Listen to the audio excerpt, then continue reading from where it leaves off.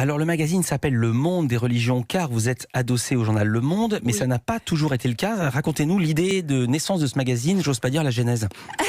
Alors oui, le magazine est né en 1953. À l'époque, il s'appelait L'actualité religieuse dans le monde. Il faut savoir que notre magazine a souvent changé de nom. Ouais. Il a souvent été débaptisé, rebaptisé. À l'époque, en fait, en 1953, le magazine était confessionnel, c'est-à-dire qu'il avait vocation à relayer en fait l'activité des missions catholiques et chrétiennes de par le monde.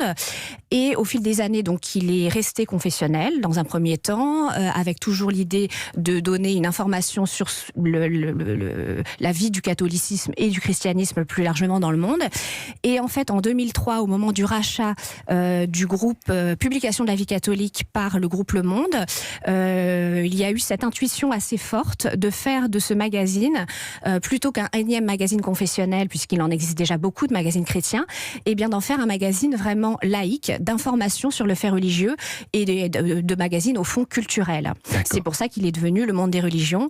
Il a été porté pendant une dizaine d'années par Frédéric Lenoir, qui lui a vraiment donné cette identité laïque. Frédéric Lenoir, le philosophe. Tout à fait.